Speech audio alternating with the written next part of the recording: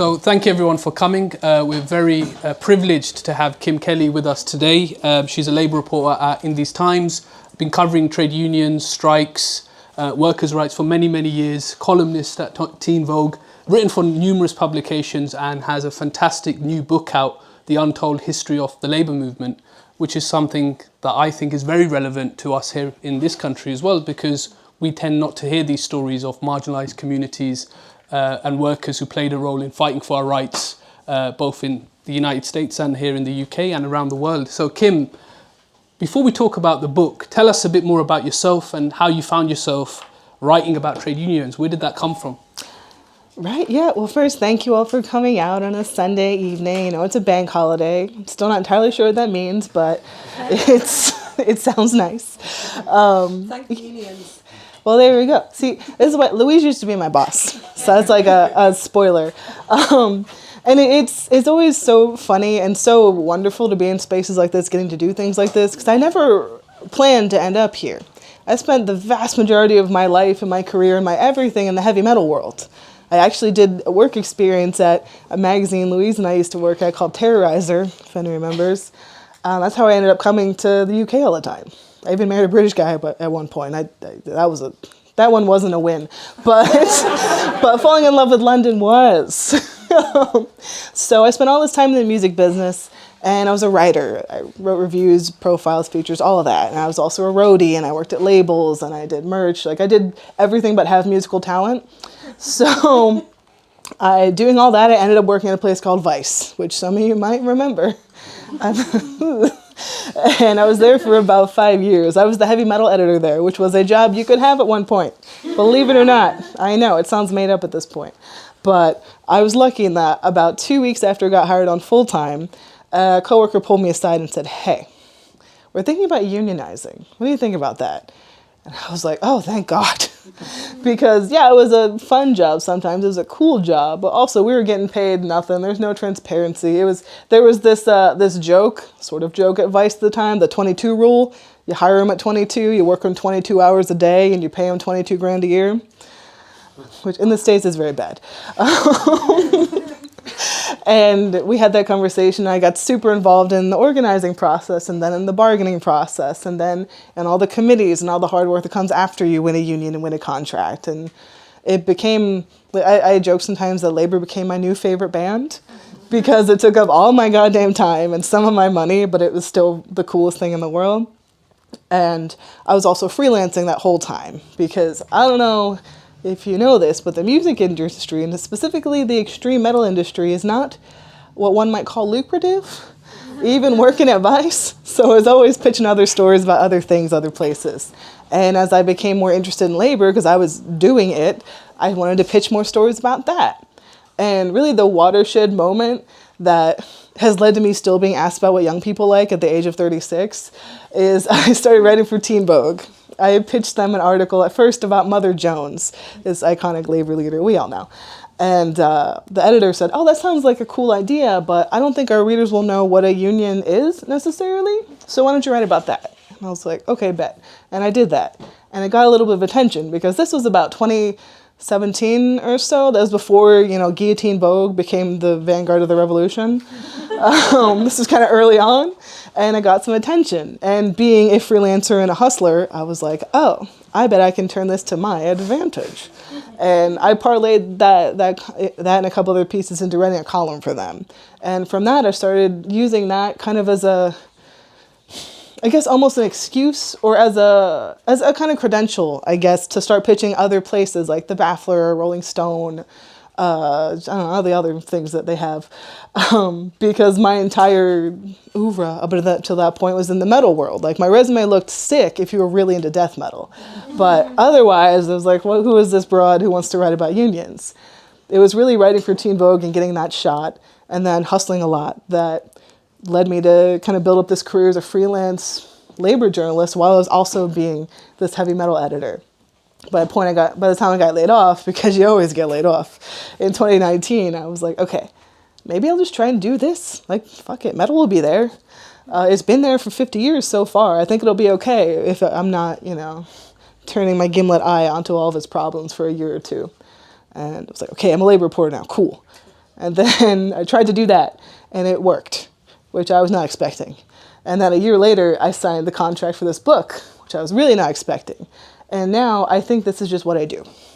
So, and you come from a union family yourself. That must have played a massive role in shaping the way you write and how you write.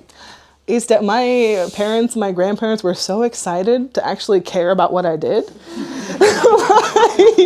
Because like as a writer, like it's fairly common that your folks don't necessarily get all the nuances of your job, right? But going from, oh, you're writing about that devil music again, to, oh, you're writing about unions, okay. Because my grandparents and my dad and my uncles, my whole family were in like construction unions and teachers unions, steel workers. Very blue collar. Like I joke that, you know, we're not even blue collar. We've never seen a collar in our lives kind of family. So of course, growing up, I knew that unions were a good thing. They were why we had health insurance, because I'm an American, you know, let's touch a subject. They were why we were able to survive and get by when the bad times came around. It wasn't until I became involved in organizing on my own at my workplace where I realized that I actually was going to have the chance to be part of that too. Because as far as I was concerned, I write about death metal on the internet. Like there's not like a local 666 that's going to come knocking on my door. But there kind of was, and it was the Writers Guild of America East. And it's not just a history of the labour movement, it's an untold history, which I find particularly relevant because I think we've had this narrative for too long about what it means to be working class, and it tends to be a white male. Nobody talks about the incarcerated workers or the black workers or the women or the LGBTQ plus workers.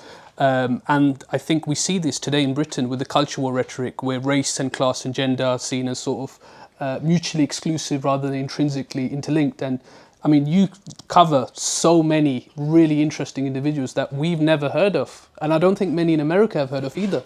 Yeah. Well, they don't teach us labor history in schools. That's the first problem. They don't want us getting ideas.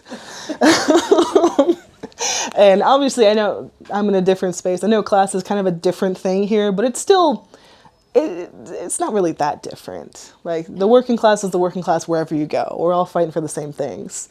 And when I got the chance to write this book, I wanted to do the same thing I was trying to do in the metal world, which, trust me, it makes sense. Give me a minute. I spent much of my career in the metal world as my own politics developed, I tried to reflect that in my work, right? So when I was a young teenager in my early 20s, I figured out what feminism was, and I was like, oh, good. And I started doing as much as I could to write more about women in the metal world. And then I started writing more about people of color and queer musicians and other kinds of marginalized musicians in the metal world, which, much like the labor movement world, the idea of like the white guy with a guitar on stage is not that different from the white guy in a hard hat that we're told is what a worker is, what a unionist is, what the working class looks like. So taking that perspective into the work I was able to do as a labor reporter, first started in Teen Vogue really because they let me get into that history and dig into these corners that I was so fascinated by. When I had the opportunity to do a book-length project, it was so much fun.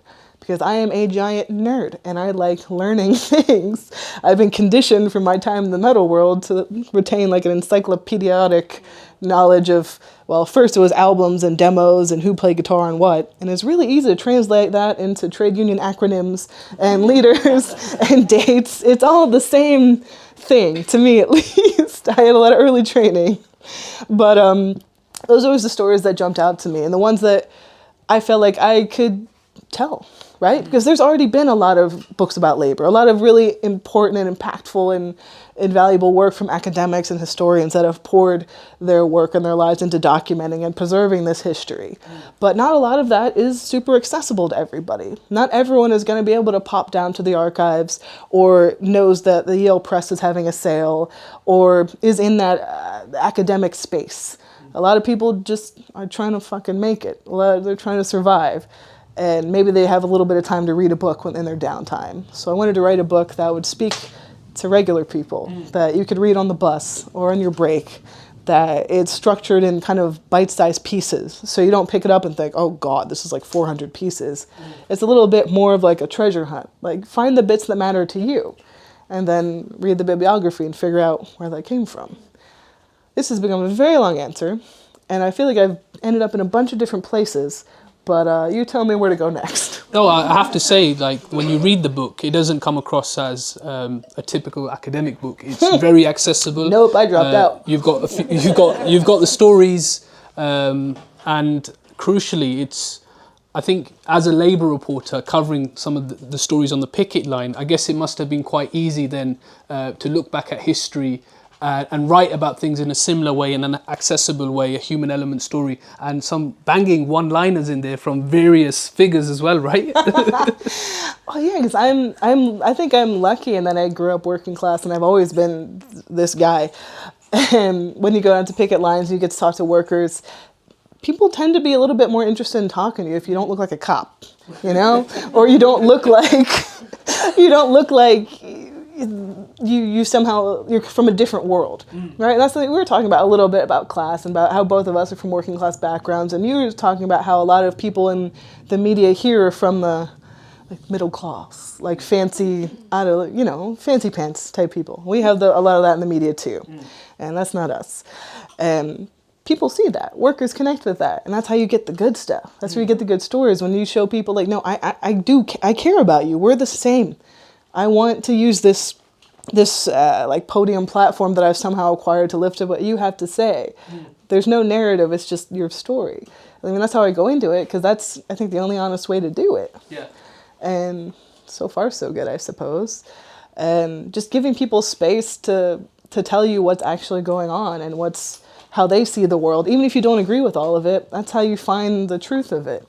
I mean, I spent a lot of time in the Deep South and in Appalachia in the States, talking to a lot of workers who see the world a lot differently than I do.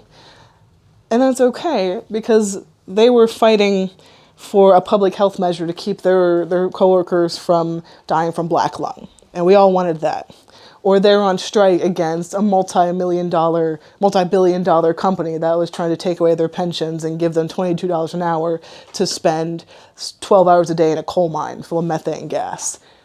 Yeah, they had some different political opinions, but their kids deserve to eat and to play and to be safe, and so do they. So I've realized that keeping my own politics where they are, but letting people tell me things and listening, and then figuring out the more complicated stuff once everyone is okay, is kind of a better way to go about it than showing up and being like, well, I know who you voted for and I don't like that at all. I mean, you mentioned a lot of figures in the US labour movement in your book. Talk to us a bit about a few of them, probably the most interesting, would you say? So I have a couple of people I always love to talk about. One of them, Ben Fletcher. All the Philly guys up front are like, oh, that's our guy.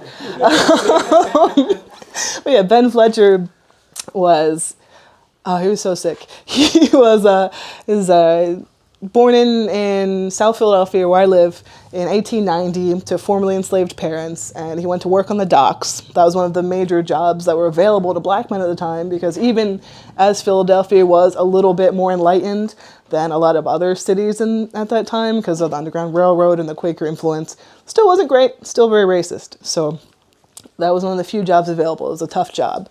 And Ben, he was super smart. He was really interested in socialism. He was really interested in the IWW, the Industrial Works of the World.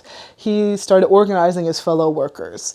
And in 1910, he organized a union called Local 8 of the IWW that was an interracial, militantly anti-capitalist union that ran the South Philly docks for like 10 years. And this was in 1910. So whenever you hear someone say, oh, that person was just of their time, when they're doing some racist bullshit, I mean, 1910. Like, that was a time, and there were a lot of Irish and Eastern European dock workers that were down.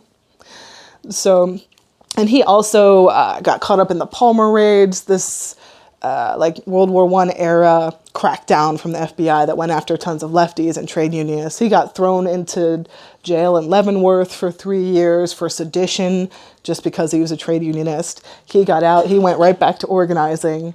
He went up and down the East Coast organizing other black dock workers. He wrote for newspapers in Baltimore. He was just that guy. And he's someone that didn't, he was super well known at the time, but he was one of those people that kind of got pushed out of history, even though he was incredibly important in not only the Philadelphia labor scene, but in the national scene. There's an academic, Dr. Peter Cole, that wrote a really good book about him. And there's been a bit more interest and attention in the story the past few years. We actually just got a new mural and on the South Philly docks that I think last week got dedicated. I'm super sad, but it's a dope mural. So shout out to our boy Ben Fletcher. So and one of just my other on favorites, the IWW, I mean, it's fascinating what you've just said about when people talk about they were a product of their time. So in Britain, we know, for instance, that a lot of unions were very racist. They never represented black and Asian workers. And I mean, Asian workers and black workers would consistently fight to be represented. We had workers who walked out in favour of fascists like Enoch Powell. But then when you look at the history of the IWW, it was very, very different. I mean, I was looking at the Ghadar movement in America, which was a group of Punjabi farmers who worked on the Pacific coast, and they were interacting with the Wobblies, and they were meeting in the logging camps, and there was a global exchange of ideas. And the IWW had the politics as well, right? It wasn't just about organising workers. There was a broader purpose to them, wasn't there? I mean, the IWW was formed in 1905 by a bunch of like everyone's favorite revolutionaries. Like Big Bill Haywood was out there. I think James Connolly was involved for some reason. Like Mother Jones, Lucy Parson, our Black anarchist queen. Like they were the first union in the States and remained the only union in the States for a long time that welcomed workers no matter what their job, their gender, or their race. And that was at a time when, our unions were racist as shit too. And they're not open to women. They're not open to a lot of different people. The American labor movement has so many ugly pieces like that arguably they're still working to eradicate in a lot of ways.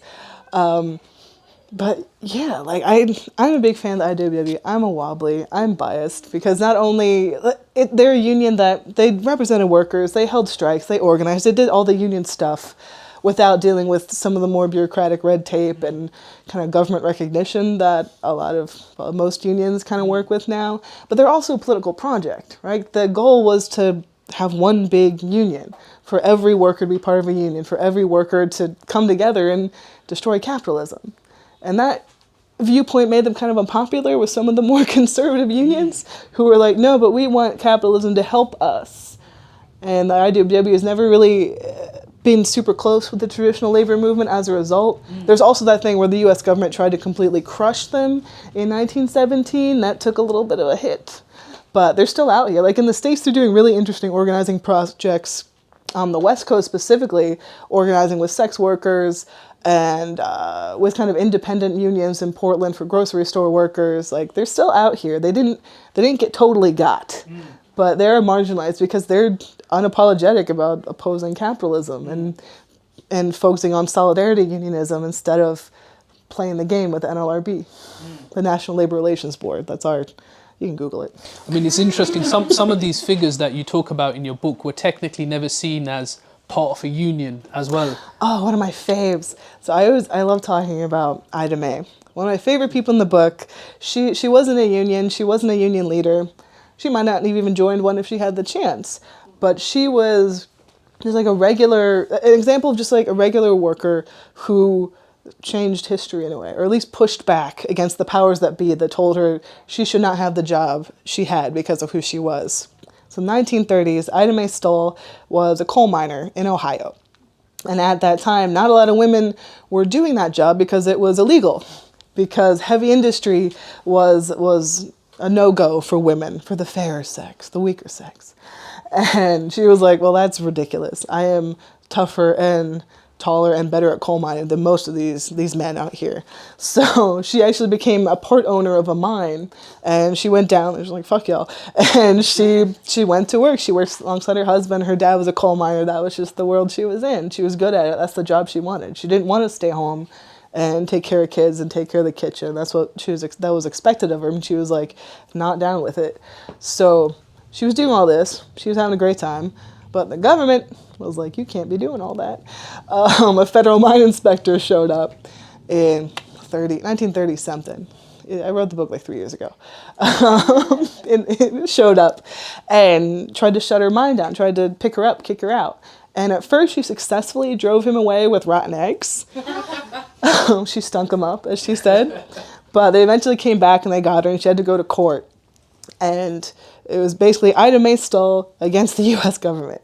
And she won because she was a part owner of that mine, so they couldn't take it away from her, and she got to go back to work. And yeah, coal mining is a hell of a job. Like, you guys know, we know, it's a tough job. That's what she wanted to do. And I just loved learning about her and putting her story out there, because it just shows how ridiculous an idea it is that a person can't do a certain job because of who they are, where they come from, how they were born. Like, it's just nonsense. And she was out here calling that out in the 1930s. And she dropped, I don't remember exact quotes because it's been a minute, but she said all these like dope little bon mots in the press and interviews.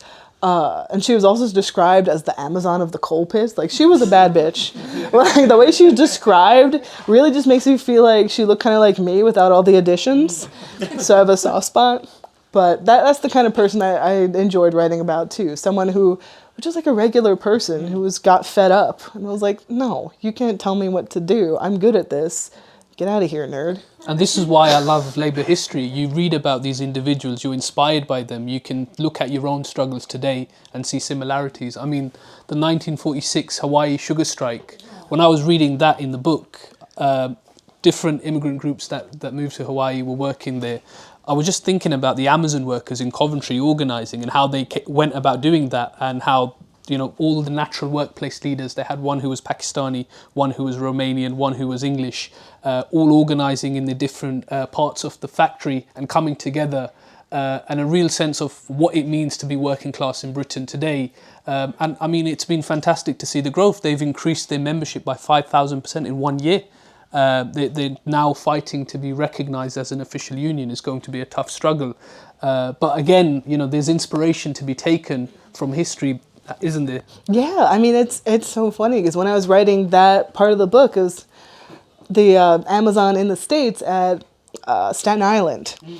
Those workers, led by Chris Smalls and Michelle Nieves and the committee of the Amazon Labor Union, they successfully organized that warehouse. It was the first one in the States to actually win a union. And the way they did that was the same way those workers in 1946 did. And I'm sure the same way that the workers you mentioned did.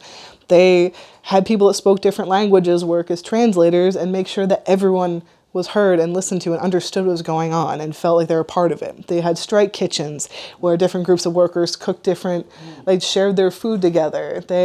Maybe some people smoked a little weed together at the bus stop. Like, people found ways to build cross-cultural solidarity and build a real community, like us against them feeling. And that's how you win. With those sugar workers, it was a group of workers there were some native Hawaiians, and there were Japanese workers and Korean workers and Filipino workers, some Puerto Rican workers, Chinese workers from all over the place that were laboring on these just viciously hot and dangerous sugarcane fields that were owned by basically white dudes who were on the mainland or just like in Europe somewhere. And they kept getting crushed because the bosses on those plantations would keep different groups separated. Like, there'd be like, here's the Filipino workers, here's the Japanese workers. Or they would use different groups of workers to strike break at different conflicts. Or they would pay Japanese workers more than Korean workers, things like this, to keep them from building solidarity. It was only after the workers and their union, the ILWU, National Longshore and Warehouse Workers Union, who have a very dope history in and of itself, they came together for this next big strike. We're like, look, we can't let them pull us apart. We have to really build something here together. This Chinese Hawaiian organizer, Akan McElrath, was a big part of that. I got to meet her daughter in Cleveland. Very cute. But yeah, like, she basically said, like, look, you're in this together. Like, are you gonna, like, you know you're being exploited, you know you're getting screwed over. What are you gonna do about it? And they won the strike. Spoiler alert. So yeah, that's the thing. Like, multi-gender, multiracial, multilingual, multi-everything organizing is the only way you get shit done. Yeah. Whether it's 1946 or 2026. I mean, that's one of the things that I heard from one of the Amazon workers, Darren, who said when he was in the Amazon canteen in Coventry, they would all have separate tables. So the Eastern European workers were on one side, Pakistani workers one another, black workers one another. And when they started organising, they would map out the warehouse together and all the rest of it. They started speaking to each other more. They were kept separate in the warehouse, and historically speaking, that's often what happened with the division of labour, that marginalised communities were working in certain parts of the factories, often where the machinery was older, And that was what the factory owners would do. They wouldn't upgrade the machinery, they would just intensify the labour production. And that's what often caused the antagonism between different groups of workers, right? I mean, you talk about, was it the laundry workers, where you had Chinese workers who moved, and there was the tensions there as well between the different communities, which is, it's always been the case, hasn't it? It's very much a divide and conquer thing, and it's unfortunate that sometimes people still fall for it, but that's like been a classic feature of the American labor movement since the jump, right? There was, at first there were white male workers being told that white women workers were going to come to take their jobs. And then there were black workers coming to take white people's jobs. And now there are Central American and South American and Mexican immigrants coming to take white people's jobs. And it's never been the case. It's always been workers or people that need to make some money so they can live, because the way that society and the economy has shifted, or the way that my country has destabilized the shit out of their homeland, like, they need to go to work. And instead of seeing those newer workers like, oh, good, you can be on our team, like, more of us makes us stronger, there's been this really unfortunate, and just kind of sad situation where sometimes people give in and think, oh, you are coming from my job. Don't do that. I need that. I'm going to hate you and hate things about you and allow myself to be manipulated. And meanwhile, the boss is going to keep profiting off of both of us. It just shows, it's like with the Chinese Exclusion Act in the States in the 1800s, like the AFL was all about it because there were Chinese workers coming to take their members' jobs. And that is not what happened. That's never what happens. There's plenty of jobs. There's just not enough money to go around because the bosses take all of it from us. And there's, you can fight for multiple groups of workers. I mean, you talked about the convicts, for instance, and how some of them were free. Talk to us a bit about that aspect of the book. Which one? The thing in Tennessee or incarcerated workers? Tennessee. Oh, yeah, that was a moment. The Cold Creek. Oh, during the Cold Creek War. That was 18-somethings. That was a while ago. But yeah, there's this moment in this Cold Creek war, in this war in Tennessee, where white coal miners were on strike, and the bosses kept bringing in convict laborers, which in the South were almost entirely black men who were incarcerated and forced to work essentially as slaves to create value for the people they were rented by. And they were used as strike breakers a lot. And during this war, the white workers were on strike, so the bosses would bring in, ship in carloads, or I guess train carloads of these black incarcerated workers to take their place. And on multiple occasions during that war, when those black workers were brought in, they're housed in these stockades. The white workers would just show up and burn it down and set everybody free. And that was it legal? No. Are laws real? No. It just shows maybe they weren't going to sit around and discuss, racial capitalism together, but they said, oh, these guys are being used to mess up our strike. Well, let's get them out of here and also lend them a hand. And I write a lot about incarcerated workers in my book just because, A, that's something that's really close to me. I have friends who've been locked up in the abolitionist world. It's just, of course, it's incarcerated workers are workers, duh. But not a lot of labor books or even discussions around the labor movement remember that we have tons of incarcerated siblings who are working and striking and protesting and doing as much of the same things as we can inside the walls as outside. And that's one of my favorite chapters. I know we're going a different direction, but that's one of my favorite. That and the sex work chapter, probably my two faves, because those are two groups of workers that have historically always been involved in the labor movement, who are historically marginalized groups of workers who sort of get left out of the conversation in a way that it is a detriment to everybody, because it makes the mainstream movement weaker for losing all of those potential organizers and leaders. And it also leaves out some of the most marginalized workers that we're supposed to be sticking up for. An injury to one is an injury to all is not just a cool t-shirt. It's supposed to be the whole deal. And yet. And I guess that brings us to the question of the role of the state and the police. And I mean, just reading throughout the book, you're just thinking, Orgreave, you're just making the comparisons with the UK context of how horrible the police have been to workers throughout history, and in particular with marginalized communities as well, right? Oh, yeah. I mean, Oh boy, this is so. I like being rude about cops pretty much whenever I have the opportunity, and it's something that I wanted to just make very clear in my book. And it wasn't even, I didn't even have to have an agenda. It's just what happened. Like, it's just history. Like, cops have never been on the workers' side. I live in Pennsylvania. For example, our modern police are a direct descendant of this gang of like armed guards called the coal and iron police that were formed to oppress striking coal miners in our anthracite regions. Like the lines are so direct, and I would literally challenge anyone to find literally any labor conflict ever.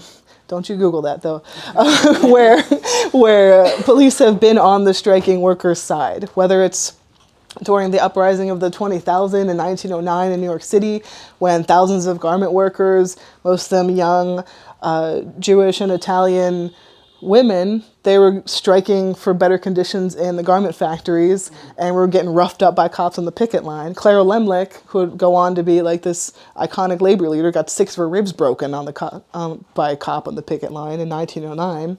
To the fact that, at least in the States, like, we are constantly seeing our fellow workers, predominantly black and indigenous workers, being shot down by unionized police all the goddamn time. And then it's like the way that police unions, and I say union with heavy air quotes because they're associations at best, the way that they impact the current labor movement and the way that they protect their members from any repercussions to any of their horrific anti-worker behavior. It's just a stain on the labor movement in the States. There have been efforts that I've been a part of in the past few years to try and encourage, just like it's the people that have a bit of power, to kick them out, to get rid of them because they're not on our side.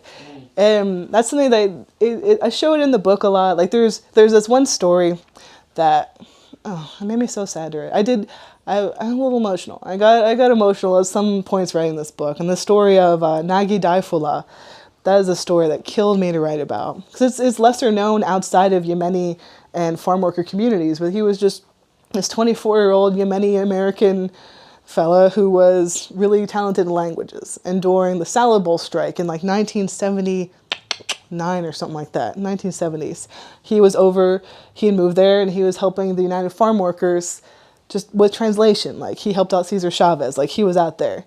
And there was one day when he was hanging out in front of a cafe or something with some other farm workers, and the cops roll up and they start hassling him. And Nagi stands up for them. And he's like 100 pounds. He's like a little dude. And he sticks up for those workers. And the cops respond by smashing his head in with a nightstick and dragging his body across the concrete, smearing blood. He was 24 years old, and he died from that because he stood up for some workers, and he was the wrong color at the wrong time. And that's something that's remembered in that community. There's something that's remembered and hopefully made a little bit of an impact. But it just goes to show, like, those cops were never arrested, you know, and they're probably still enjoying a nice, comfortable retirement on their union pension. So when you know about things like that, when you write about things like that, it really just serves as a kind of a motivator to tell other people about things like that, you know. Yeah. We have this chant, like, cops and Klan go hand in hand at home, and I could say a lot about these things, but I mean, the title of the book, Fight Like Hell, I mean, it is often like hell, being on strike sometimes, the financial aspect of it, going up against the police, going up against the state, being demonized in the press. And it's still the same today, isn't it? I mean, workers are still being demonized. Oh man, I spent like 2 years covering this coal miner strike in Alabama, in rural Alabama.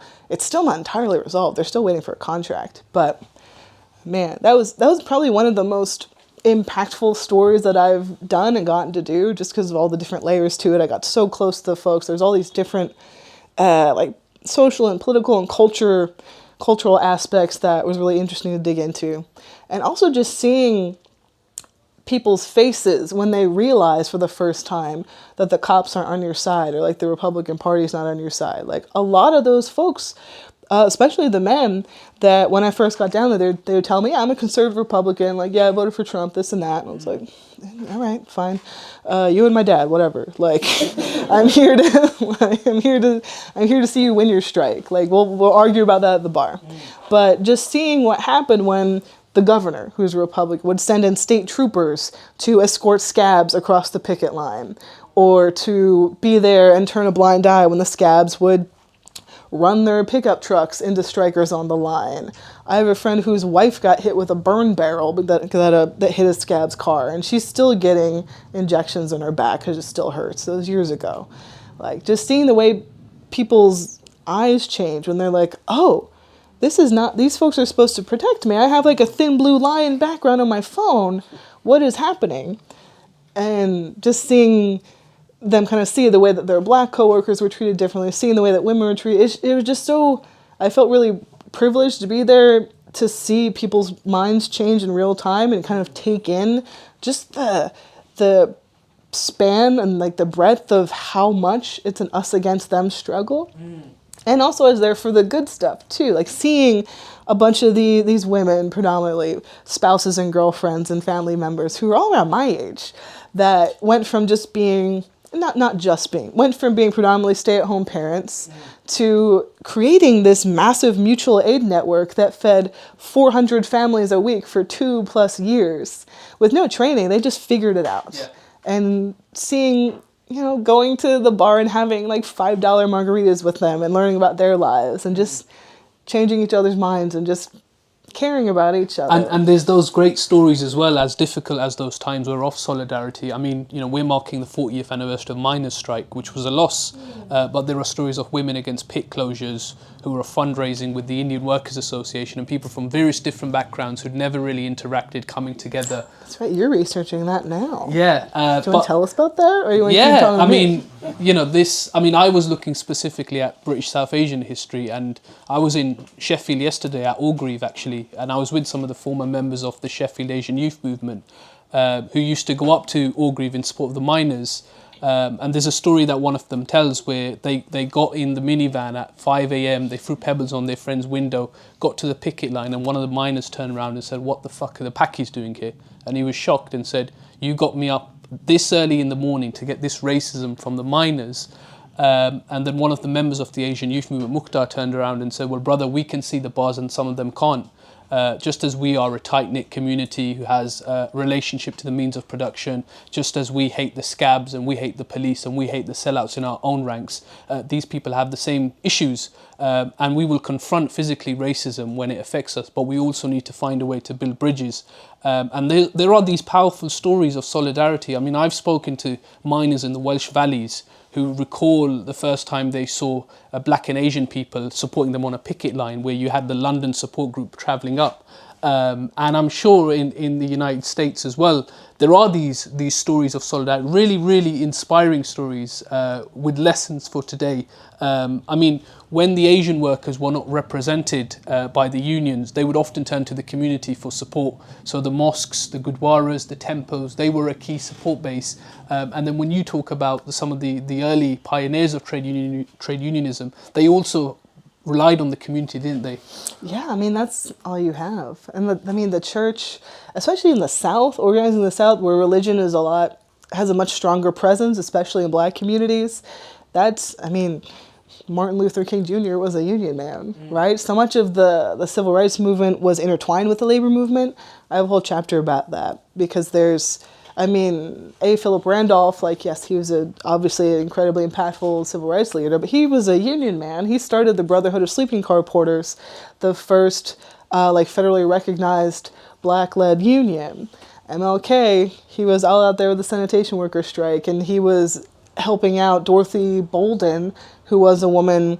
She was a domestic worker who organized the National Domestic Workers Union in the 60s in Atlanta, and she organized thousands of black women across Atlanta, across Georgia, and they were able to raise their wages. They were able to gain more respect and security on the job, which again, at that point, there were few employment opportunities open to black women, especially in the South. So they took what they had and they made it better through organizing in churches and in their communities with their neighbors. You use what you got, right?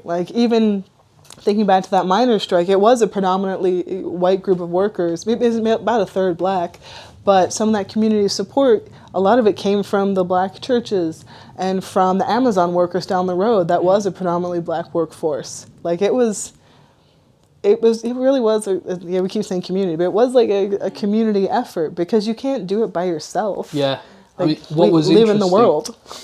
When I looked at the support of the miners, and you had a big support group of black and Asian people in Birmingham, in Handsworth, the following year they had the Handsworth riots, where the police had instigated riots and attacked people. And a lot of these white miners were saying, well, we support the community because we faced police violence ourselves. And it's that shared experience, isn't it? Which I guess, looking back, when you're talking, for instance, about this miner who's a Republican who voted for Trump, we see something similar in the UK in terms, if you look at the former coal mining areas, and we've got a right-wing party called for Reform. They often tend to poll better in these areas. Many manual workers voted for the Conservative Party in 2019, and I think the role of nostalgia and remembering the good times, the times before deindustrialization, having a secure job, and the right has often sort of tapped into this notion, haven't they? Yeah, it's really bad in the States, like everything else. I have to go home on Friday. I really don't want to. Oh, you said the word election, and I'm just like, Lord help us. But yeah, that's very much a feature in the States. Like the Republican Party, which are like our Tories, but a billion times worse, I've gathered is how that works. Like if Nigel Farage, if Nigel Farage was like a million guys, basically. And yeah, Nigel Farage and Tommy Robbins were like, we're in charge.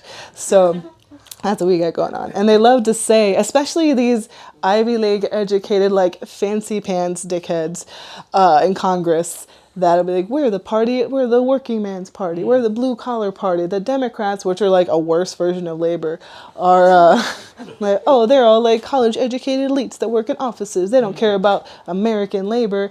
And it's like, man, you're the ones who keep voting to kill all the regulations that are killing children in factories in Alabama. You're the reason that no one can strike properly. You're the reason no one can eat or live or do anything. Like it's just like a very natively hypocritical thing, but sometimes that branding works because they tap into, like, especially the deindustrialized places, the more forgotten places, the places without resources or without good transit or without good educational budgets, like all the things you need to like thrive in any country. And they show up like, oh, well, it goes back to blaming other people. It's like, you don't have nice things because of those people are getting them for free from the government. Or those people are voting illegally somehow and making it so that you can't have nice things. Because you don't have your factory job anymore. You can't live off of a single family income like you could in the 70s. Inflation is bad. Like, your truck is falling apart. And we'll tell you whose fault that is. Not ours. Certainly not ours. Everyone else who is just as fucked as you are, but we're going to tell you that that's not the case. Like, they really lean into the white guy in a hard hat thing. They really erase the actual reality of specifically the American working class. Like, when you have these dumbass politicians going on about like the American worker, the most the most common American worker, especially a unionized worker now, is a black woman who works in healthcare. Like, that's the American working class. Do unions reflect that? Are they doing enough to challenge these myths about what it means to be working class? Are they doing enough to represent marginalized workers today? Not enough. I don't think there's ever enough, right? But there are some unions that have kind of gotten with the program. And of course, is always going to be the unions that have more diverse memberships. A union like SEIU, the Serves Employees International Union, is predominantly black and brown women in their membership. They're hospitality workers, they're janitorial staff. They're in these kind of low-wage jobs that they're trying to make better. They're very progressive because that's their membership. You can't you can't ignore racism and misogyny when your membership is dealing with that every day on the job, and it's a workplace issue. And in comparison, we still have some really conservative unions, like in some of the more, like there's the male, pale, and stale thing, that in those kind of strongholds, in the building trades, that's kind of a bugbear in the States, the building trades. It's like builders, construction workers.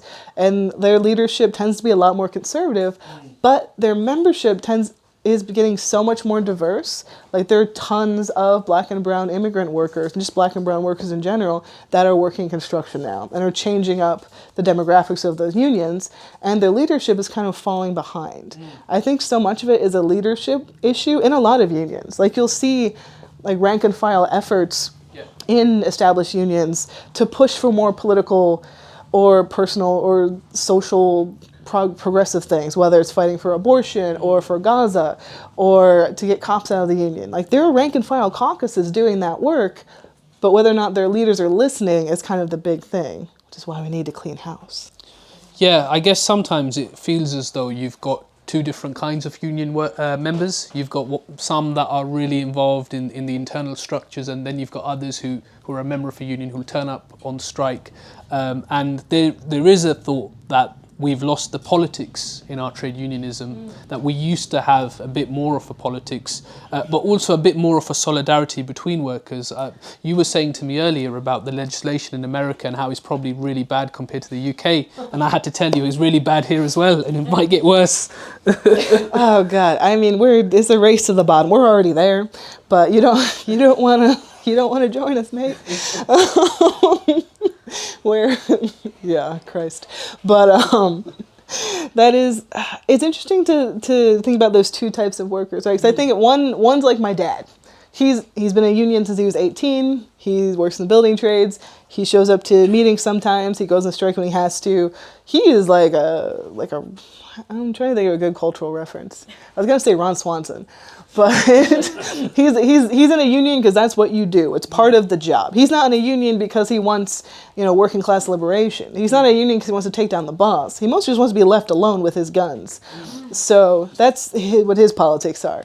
And then there's me, and I joined the IWW, and I organized my union, and I ran for my union council, and I helped push through a resolution calling on them to kick out cops, and I did all this mischief.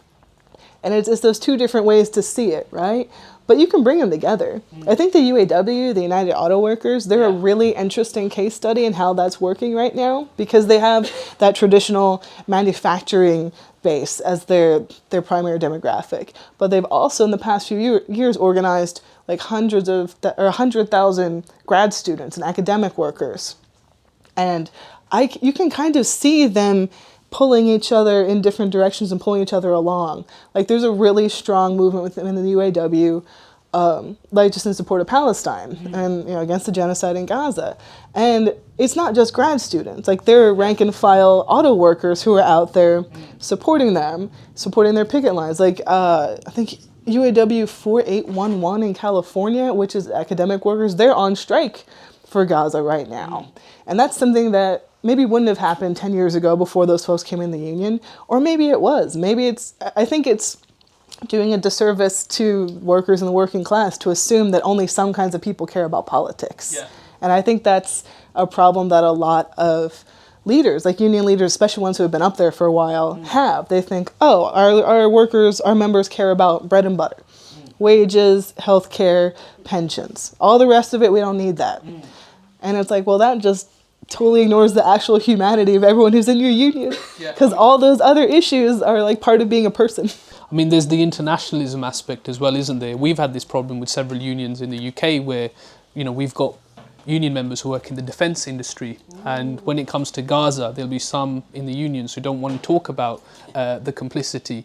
And the other thing was the interactions between different union members, unions coming together and organising events and things like that. I mean, I met a firefighter when I was covering one of the events. It was a manifesto launch, and he was very honest and said he grew up in a very racist household. And it was his interactions at the TUC with workers from different backgrounds and getting more involved in his union and just being educated, the Fire Brigades Union, having courses and things like that, where transformation, and that takes time sometimes in order to try and bring people in and win them over. And it seems like we've not really made much progress on that front in terms of the political side of things. People are sort of retreating into the industrial side. Yeah, well, I think there's a lack of education. And when I say that, I mean like the education system writ large, like, yeah, you should have classes on labor history, duh. But even in terms of what unions are able to do with member education, like in the States, there's some unions that are like on it. Like they bring in labor historians, they really push that and like push teaching their members about their history and labor movement history to show how it all connects and how they fit in. And those tend to be unions that are a lot more activist, a lot more active and militant. The ones that don't do that, I mean, if you don't know about labor history, you don't know about solidarity, you don't know about any of the cool stuff, and you just know, oh, okay, like I pay some dues and I go to a meeting and like it's fine, whatever, like you're not gonna care. You have to show people why it matters. Like, why does it matter that you go to that strike? Why does it matter you go to that meeting? Like, what have people before you for generations and generations prior done so that you have that pension or you have that healthcare, you have that? Like, nothing happens in a bubble or in a void, right? Everything, every step forward, every bit of progress, every win comes from hundreds of years of organizing and losing and winning and figuring it out. And I guess that's why I wanted to write a labor history book, to show people, and specifically people who don't fit into like the white guy in a hard hat. And there's some of them, we love them, they raised me, but they're not the whole story, you know? And I wanted to show very clearly that those folks have always been here and we wouldn't be where we are without them. And I wanted to make it very clear to anyone who picked it up, who doesn't fit into that stereotype, that like, look, someone just like you did this. So what's your excuse?